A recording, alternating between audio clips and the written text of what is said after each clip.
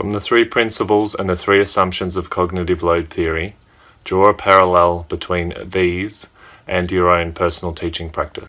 Hi, I hope you don't mind if I read my notes, because, French. Let's draw a parallel. Concerning active processing assumption, I can say that in France, our students are active, they have a global goal, and they ask themselves how to reach it, and they use different resources to do so. So they are always active. Concerning the dual channel assumption, when my students study a new concept or a difficult document, we read it together. One student read it aloud and the others read at the same time. After reading this article, I think I might read it to them too. I don't know yet. Concerning the limited capacity assumption, I try to balance time and what my students are expected to do. If the activity requires a lot of working memory, I try to keep it short, like a 10 or 15 minute activity. Or they can work in small groups and share the load. I can adjust their production too. It can be a simple diagram, a chart to fill, or a big paragraph to write. It's always a matter of balance, and it's not always easy to find it. It's quite difficult, actually. I like the active processing assumption. I think it gives us a really good framework to think about how students learn in terms of developing extensive schema, and I have been playing with that a bit in the last couple of years in terms of trying to purposefully develop my learning sequences to build upon previously learnt schema in a strategic way, being a bit more systematic about the way I design my programs in terms of those mental models that students are developing.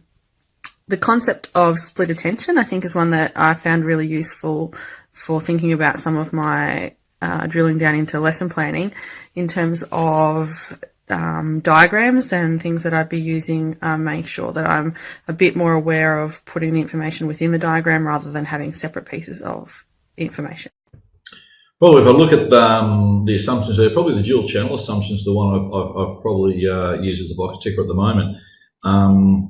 In terms of what I do with the flipped lessons, particularly when it comes to the split attention effect. When we do the videos, we have the video embedded in the OneNote, and next to it is the Cornell note page. So the video and the Cornell note page is side by side. So the focus is they're not going to one source, coming back, writing notes. They're side by side, and they can take their notes while they're having a look at the presentation, which is the dual channel assumption, and then that second one with the split attention effect there. I think that's how current practice I use the video embedded in the OneNote and sitting right next to that, the Cornell notes that they need to take. Okay, drawing parallels with my own teaching from CLT, the dual channel assumption, I do a fair bit and probably will embed more of it into my teaching practice now, of narrating slides. So I'll often, using Screencast-O-Matic, narrate myself down in the little right hand corner and narrate my slides. So they're getting that visual, and sometimes I'm narrating, for instance, the globe. So, and they get that visual and they get that auditory at the same time, and one wouldn't make sense without the other. So that's something that's present in my current practice. From the three assumptions outlined in the article, I can draw a parallel to the active processing assumption, in that we do a lot of concept mapping or mind mapping with our Year 4 students. This will often be done as a pre-assessment for the Year 4 cohort to get together and look for collective gaps in their understanding. But where this assumption comes into action is as we move through the unit, students can take the new information they've learnt and add to their concept map. So they're actively engaged in the process of knowledge construction. It's good for myself as a teacher to see how the students organise that material into a coherent manner and to see how they make sense of that, so that it can be processed into their long-term memory and recalled with automation at a later date. Okay, so for me, the assumption or the principle that I find most interesting is the dual channel assumption. And I'm mostly thinking about that at the moment in the sense of students with dyslexia. So their visual imagery, I can't remember the correct phrase, processing could be behind other students, but typically their auditory processing is at a lot higher rate to sort of compensate for that. So that's what I'm most interested in terms of assumptions. But then where it gets complicated is the modality effect. So I really liked Angela's example of the narration over slides, because that's very straightforward, two channels, dual channels. But then I guess when me and other flipped people like Steve has already said, when you add in the modality effect, then things kind of become complicated, and then it's really confusing, and finding the best way forward through that method is a tricky thing to do. I can draw parallels with the working capacity assumption. So when I've started a new topic, I've noticed that students seem overwhelmed if I kind of bombard them with too many concepts. So I tend to chunk ideas into lessons and go slowly. The other thing that I try to do is revise terminology frequently at the beginning of a lesson. That way the knowledge moves from working memory into long-term memory. One of the struggles I've had with this is just differentiating between those that have kind of moved that knowledge into long-term memory and those that need a little bit more time and a little bit more support. So I think I need to make sure that I continue the revision for those students that need it. So I work with a lot of students who have speech and language disorders or low literacy, or they're hearing impaired, or ESL, but in maths. So we've been trying to make sure we're assessing the right skills for a while now, whether they're in modified programs or modified assessment. So I have a heightened awareness of some of these assumptions without really realising where they linked here. So this is a really good article for me. I have a heightened awareness of the dual channel processing, particularly since I started flipping my classroom and making sure that what I'm doing on my videos is appropriate and not too much. And the limited capacity and the chunking of lessons, again, flipping my classroom has really helped me with that. But making sure in assessment, it's the wording of everything to make sure that overload isn't happening. That's been a pretty big focus of what I've been doing in my classrooms for a very long time now. Okay, so I was kind of looking at some of the videos already, and many of you have kind of hit what I was going to put in my prompts in regards to the active processing assumption and dual channel. I was even watching like Nick's discussion about how, and that's actually what I wrote in my notes, that, you know, we do students track and read together, and then someone is reading out loud, and then afterwards we'll do like a lot of questions with whiteboard, so that students have to engage, like there is like that kind of mandatory engagement. So that is really cool. One of the things I'm noticing is like limited capacity. So I actually wrote like here, what is like, when do you know when you've hit that? And I think that might be individual based, like each individual will hit that in their own time. So yeah. Second attempt, because the audio on the first one didn't work. My parallel is with the active processing assumption and the idea of mentally organizing material into a coherent structure.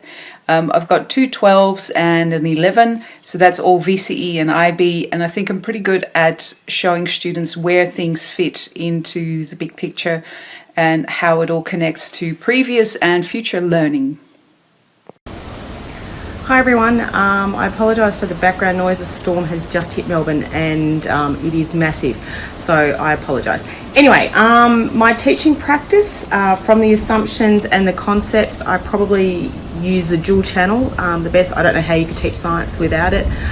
So using diagrams and providing an auditory explanation of the diagrams really goes hand in hand in science, and you can't flip a classroom without it. So that's the one that applies most to my teaching practice.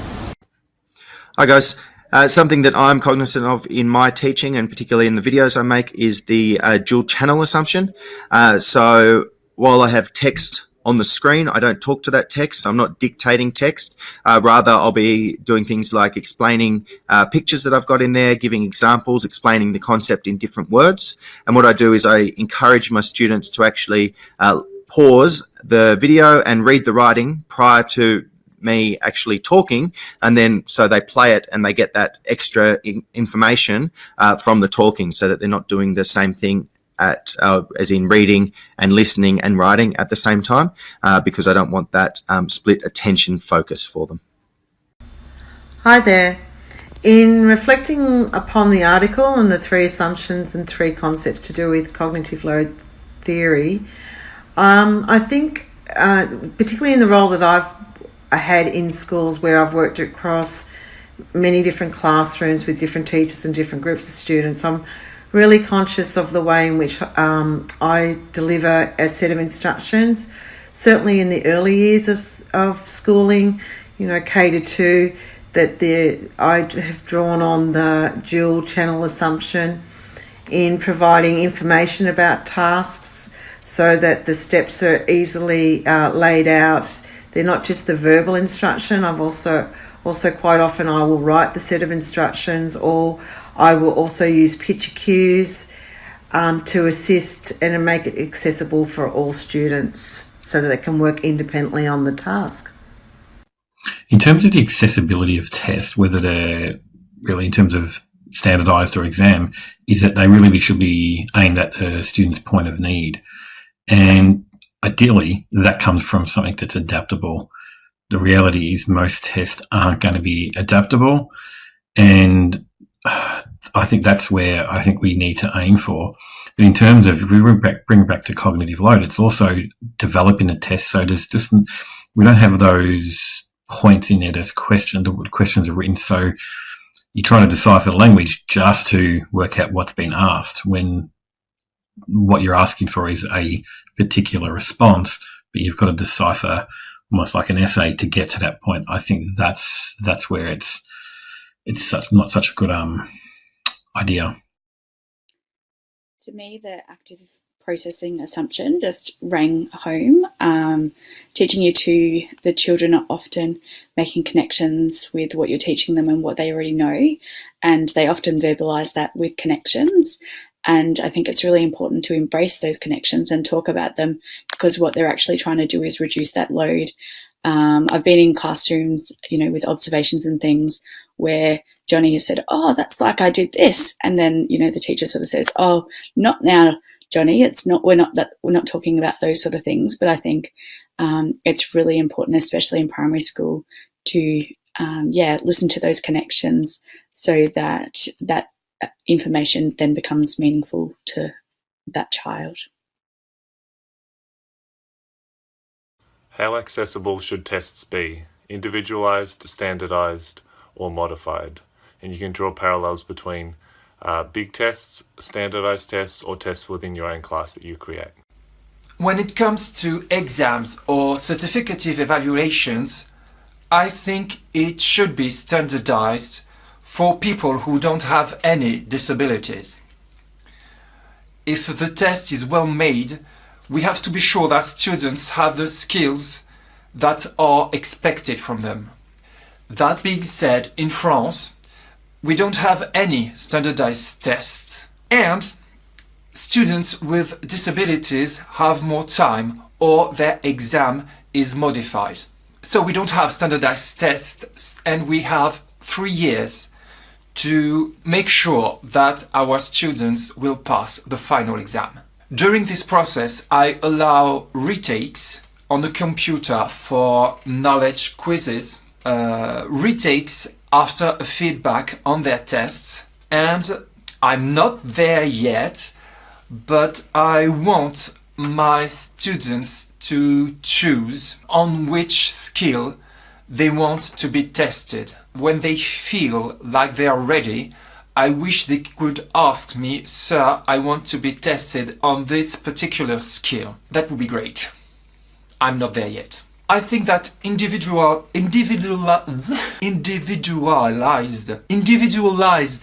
testing, like individualized teaching, is not a good thing for me. Different studies about it show that when it's done, teachers tend to limit their students' progress. I find this question quite a tricky one. I believe that standardized tests have a place, and I think that if they were well designed with cognitive load and working memory limits in mind, that they would be more powerful. Sometimes I think the standardised tests that we currently have placed in Australia don't actually factor these things in, and that's where the difficulties come in. There's a lot of redundancy, and then there's some issues with split attention. So I think with effective test design that standardised testing is not necessarily a bad thing. I do think it gets a bad rap in Australia in a lot of ways for probably that reason, because the design is not always necessarily in line with thinking around cognitive load. I think that obviously there should be times when tests do need to be modified in classroom situations, and cognitive load gives us a really good framework to actually do that well. Okay, how accessible should tests be? Standardised, modified, or individualised? It's interesting because we're just preparing to write we've written a number of the assessment items for the new QCAA syllabus next year, and one of the guidelines was remove italics, remove bold, remove those little pictures you put in there, and that article gave that a little bit of context for me, which was good. In terms of modified papers, absolutely, I feel that there has to be circumstances where students with learning needs and special needs, we do need to deliver them a modified paper, because we want to see what they can do. So we obviously remove the barriers. And again, that paper gives some good foundation justification of why we should and need to be doing that. Tests. Standardised tests have a place in the primary school, but a very small place. Modify and individualising, absolutely. So as well as for our learning support students, majority of our assessments we modify and individualise as they are needed. Our students are allowed to retake, have assistance with tests and assessments, and it really is completed as a formative model of assessment rather than summative. So we're doing less and less summative in the classroom. It helps us to be primary school teachers as we take on this model, and we can rely less and less on tests, I guess, because we're with the children so much across a long period of time. It's a privilege that I know not all educators get. I agree with the general consensus of those who have already responded in that assessment needs to be accessible to the widest possible audience. With standardised testing, I think you need to be very cognizant of the volume and in particular the purpose behind such assessments. I don't think we've nailed it in Australia at the moment, and I know I've been reading about certain school districts in the US who have had very undesirable results, particularly during the No Child Left Behind sort of era. I think you're going to have problems, in my opinion, with any large-scale accountability systems. So I think that modified and individualised assessments should be encouraged when necessary. Okay, well, basically, as the people who've gone before me have said, standardised tests are kind of the thing in Australia. I'd love to, teach in France, where Nick claims they don't have any standardised tests, which sounds pretty amazing. That would be great. But basically, in Australia, we've committed to this sort of line that standardised tests are increasing with the new literacy and numeracy minimum standard GAT at 11 and 12 coming in 2021. That'll be sort of NAPLAN and then that GAT and then the GAT that's the VCE assessment. They're sort of increasing. And I think the current approach is if you are sitting a standardised test, then they will modify the conditions if you have a disability or specific needs. But I don't actually think that that's enough, considering the amount of time and money that the government and other people put into these tests. They should be able to be modified for different levels of processing power. So obviously it's really important that all of our assessment is accessible. We won't even discuss NAPLAN, but in terms of making sure that the students understand the language being used, we in Queensland are only now moving to external assessment, and that's the real push, is make sure they understand what the language and the verbs and all those kinds of things, what they mean, so they can properly answer the question. Because really, I guess the idea is to make sure we're testing the skills that we want to test, not trying to overload them in something completely different. With juniors, I've worked a lot in learning support this year with working to individualise assessment for my students who are on modified programs. and allowing me to read the questions out and to provide those special provisions to them so they understand. So, pushing in the formulas to decrease that cognitive load so they don't have to go looking for it elsewhere. Really good diagrams, really, decrease the wordiness of the questions, all those kinds of things. That's I've worked really hard on that this year. I think the article provides two really interesting ideas. The first one is that for test results to be valid, a student needs to have had access to the learning material and the learning outcomes before the test. So if how I'm presenting the information isn't allowing students to access the learning outcomes, then I need to change. Otherwise, there's no point doing the test, or the test isn't going to be effective. Two, I think the idea of a dual source diagram is interesting. I created Year 7 exam and I had a diagram and I had a question underneath, and they weren't clearly linked. And so as a result, 3 or 4 students didn't answer the question correctly or didn't attempt it. Now, if I just modified the exam, then those 3 and showed a clearer link, then those 3 or 4 students would have been able to access that question. Yeah. Okay. I have, in terms of accessibility, like an example I've tried to do is providing exemplars or notes and a go-to kind of checklist, especially for assignments for students. But when I write them, I know I'm targeting the lower end students, but knowing that it's like almost universal design, so for learning. So even though it's got a low entry point, everyone can actually, it caters for all needs. So I think that is kind of one of the ways of doing that. I was involved with online NAPLAN, and there's allocations for the rest pauses for students with disabilities involved in that. Now, it does require an admin process, so I think that in itself contradicts the accessibility, but it can be granted to students. So that is a way of promoting that in testing, in standardised testing. Shortimar mentioned universal design, which is really interesting, and there's a lot of parallels with cognitive load theory. And Nate mentioned the integrating of the different forms of information in a diagram on a Year 7 exam, and I recognise that as well.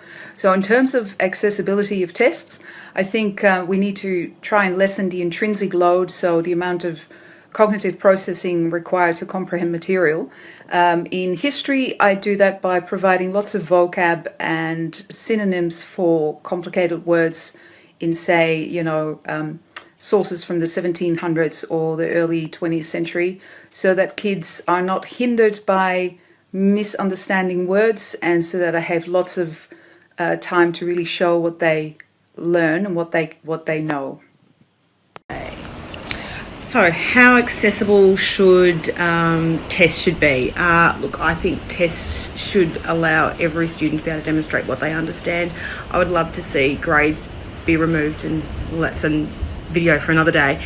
But to have tests scaffolded in a way that basically allows students to demonstrate what they understand of that concept. So, from low order thinking right through to higher order thinking, and allowing students to show, whether it be the teacher, whether it be a VCAR examiner, but be able to demonstrate what they understand with respect to the concept. So I think tests need to be accessible and allow students to demonstrate their understanding, and for us to be able to place them along that continuum of where they're at and what expectations they're meeting. I think for the vast majority of students, having the one test is fine, providing that it was created with things like UDL in mind in the first place, so that it is accessible to that sort of bottom end. Obviously, this breaks down for students with specific disabilities that need scaffolding or help with that. But for the vast majority of students, I think that the one test is fine. Just to clarify, what I'm talking about is the one test in a class or in a school. Once you start generalising to the one test for a whole state, that probably becomes another question then as well. My experience in the primary sector has been we've tended not to use tests to assess students, although in more recent years there has been movement towards use of, say, ACEs, PAT tests. The thing about that assessment is that you can assign the tests according to where students are at, so you can modify the implementation of those tests according to the needs of the students. NAPLAN, well, you can adjust or modify those, but you actually have to put in an application for. And generally, I found my experience has been that we've tended to use diagnostic assessment, and in that, trying to ascertain where students are at. In terms of the accessibility of tests, whether they're really in terms of standardised or exam, is that they really should be aimed at a student's point of need. And ideally, that comes from something that's adaptable. The reality is most tests aren't going to be adaptable. And I think that's where I think we need to aim for. But in terms of, if we bring back to cognitive load, it's also developing the test so we don't have those points in there as questions. The questions are written so you're trying to decipher the language just to work out what's been asked, when what you're asking for is a particular response, but you've got to decipher almost like an essay to get to that point. I think that's where it's not such a good idea. I think standardised testing does need to be accessible to all students, and using some of the recommendations of text and video and different things helps students to be able to reduce that cognitive loading if it's visually represented to them. One thing that I didn't really think that this article said was to reduce the cognitive load for students in the ways that they will show their knowledge. If I think of, my students with dyslexia, they are able to articulate so much to me. However, if I got them to write about it, I'd see a really limited example of what they actually know. So I think also to help reduce the cognitive load, we need to think of showing their knowledge in different ways, and this isn't shown in standardised tests currently. Refer to the list of guidelines. Which one of these is the easiest for you to achieve, and which one is the hardest? Among the guidelines, the easiest for me would be the use of diagrams. I'm a science teacher, so we use diagrams all the time. The hardest thing for me is give learners control over pacing and manage cognitive load when pacing must be instructionally controlled. I'm so sorry. Instructionally controlled. I see them during 45 to 55 minutes. So it's really hard for me to keep silence and not interfering with their work. I try to carefully choose my interventions, but it's often hard as I only see them once or twice a week, and I have to move on. The guideline I would find the easiest to work with would be the one that refers to the redundancy effect in terms of reducing redundant content in materials. I think that it's something that we can probably do better at, but by being more aware of that impact on working memory of that extra content and the additional information that's not necessarily needed, I think that can be really powerful. So I think that's something that's quite easy to do, but has a really big impact. So that's worth having a go at. In terms of the hardest one to do, I agree with Nicholas that it probably comes down to the one where they talk about allowing students to guide the pacing of the content to support their own cognitive load. I think that's really tricky, particularly in this example that's around test design, and with our limited time that we do have with students, with every student at a different level, it's really hard to allow that self-pacing. So that's something that needs to be considered. Okay, there are two that I think were reasonably good and reasonably easy that I'm doing, is the explain with diagrams and words and presenting the explanations with an audio backup. Again, that modality effect is kicking in there. We've got the visual, the audio, and also because it's embedded there with the notes and the video there. The second one was paring down the content. Stop talking about extraneous material, the redundant material, and focus on what I'm presenting in that space at that time. So they're two that I've done some focus on and worked hard at this year. The one that's aspirational is the one there. Let me just have a check here. Number 16, learners' control over pacing. I think that's just something that's I've got to learn to let go of a little bit there, and just stop being logjam. If the students are mastering the work, let them go ahead without having to just sort of corral them back into the general space. So that's aspirational. That's something, it just makes my classroom messy. I just got to learn to deal with that. Okay, so as far as the guidelines go, one of the easiest, I think, and it's already present in my practice, is the using performance aids. So again, the luxury of having just one space to teach in. I've embedded performance aids and been able to individualise it for particular students so that they are always there to aid and assist external memory. One of the hardest, I think, is that the whole idea, as opposed to just one, but the whole idea of what can assist a novice can hurt an expert. And so there's such a large range of abilities and knowledge by the time students come to Year 6 that distinguishing my novices from my experts across so many different subject areas and being able to design learning experiences considering cognitive load for both. One of the guidelines I think I do quite well is giving students control over the pacing of their learning, number 16. This year I've trialled something in literacy where I give my students all their reading activities for the week at the beginning of the week, and they can choose how and when they complete the activities, so long as they still are accountable at the end of the week. And that seems to be working quite well, and the students certainly are more engaged. Something I can work on, just like some others, paring down the content to the essentials, eliminating the redundant but related technical content for text economy. Okay, so for me, I'm super impressed that everyone's talking about allowing students to have their own kind of sequencing and their own pacing. That's super impressive. Probably a long way away from that, though, I must be honest. For me, the hardest would be number 9, eliminate extraneous visuals, texts, and audio. Obviously, making flip videos and presentations, the temptation is always to kind of use design principles to make it, pretty and appropriate. What I'm probably going to be working on over the holidays is sort of looking into the concepts of multimedia design, user interface and user UX, to actually think about the way that I'm producing content for students and how accessible it is, and how I can trim it back essentially and stop showing off and rather give them the information they need in a clean and crisp way.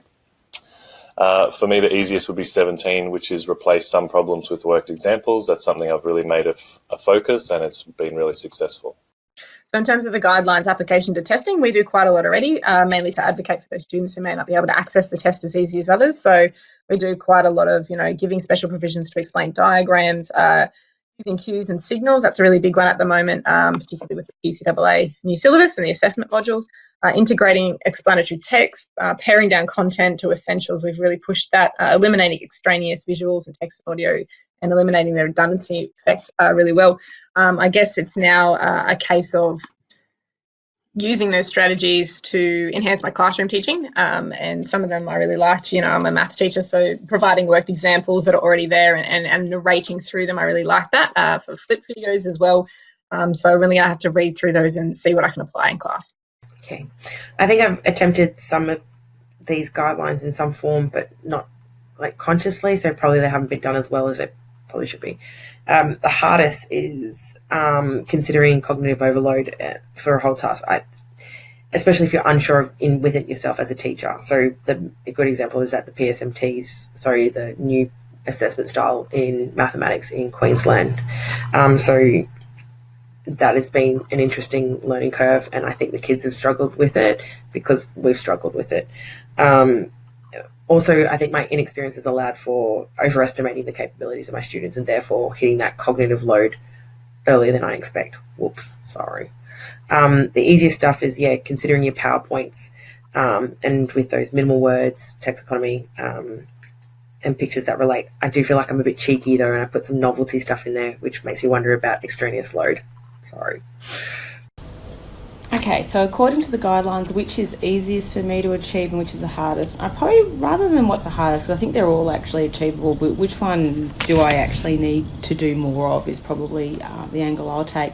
As far as the easiest, it's probably number 4 and number 5 that I do and I have done without actually knowing anything about cognitive load theory. So explain diagrams with words presented in audio narration and use cues to signal to focus attention to important visual textual content. So I'm a big PowerPoint user, so that sort of is part and parcel of what I do. So I do those with relative ease. What do I need to do more of, or what has been brought to my attention as a result of learning about cognitive load theory is probably number 15, and that is consider the risks of cognitive overload before designing whole task learning environments. And so I think now that I have this understanding in my head, that's what I will be focusing on for next year. Thanks. I think something that I do well is the explaining diagrams with words, as well as using cues and signals to focus when I'm going through those explanations in the textual content. So like putting words in bold and stuff like that in my notes to highlight that that's what I want the students to be looking at. Something that is going to be a bit of a challenge is the eliminating redundancy in content delivery modes. I think this is a challenge because of something that Angela brought up before, is that something that's necessary for lower ability students is they're redundant or extraneous for higher ability students. So when you're trying to make a resource like a video that's caters for both of those ends, you've kind of got to have all that extra stuff in there so that it's accessible to those different levels of entry. Okay, so in reflecting on those guidelines, I'm going to start with the hardest for me would be, and I'll just put it out there, would be use directive rather than guided discovery learning designs for novice learners, because when you're dealing with young children, and I'm thinking of the K-2 area, that a lot of them are novice learners in the many different areas, and there are times when direction is needed and there's time when they do need the opportunity to have discovery learning in the sense of whether it be play-based or whether it be inquiry or investigations or reading. They need that opportunity. The easiest would be using number 5, which was using cues and signals to focus their attention to important visual and textual content within texts for students. Yeah, with regards to the guidelines, I think the easiest one to achieve for me would be to use cues and signals to focus attention to important visual and textual content. I think that's probably the easiest, especially in maths. You can sort of do that, and even sometimes in science, really highlight those key points. I think the difficult one would be, or the hardest, would probably be 9 and sort of 10. It's where you're eliminating things. Now, I've probably, in some cases, done that for, if you've got, like say, a PowerPoint, trying to limit what's there. But I think just a habit sometimes it means you put things in, extra things in that you don't need. And in 10, it's eliminating that redundancy in content delivery modes. I think that's probably one where you get used to doing a particular way and give you multiple options and stuff like that. And sometimes it's just simple is better. I'm going to start with a hard thing in case I run out of time.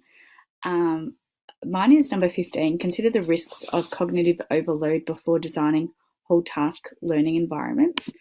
And I'm aware of cognitive overload, and students from year to year go up and the teacher goes, oh my goodness, I don't know anything, because at my school currently things are taught in isolation. They're taught maths and then they're taught English, and this is in a primary school environment. And knowing so much about inquiry and how links can be made, I would like to be doing that, but teaching at a school that doesn't have this offered can be really difficult. So that's a hard one for me.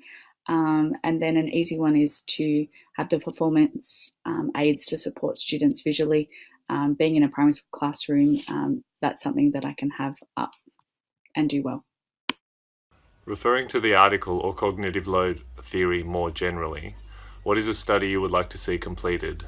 Explain why. Although it must have been done, I would like to see a study about germane load and how we can lead students to do more metacognition. Metacondition? I don't know.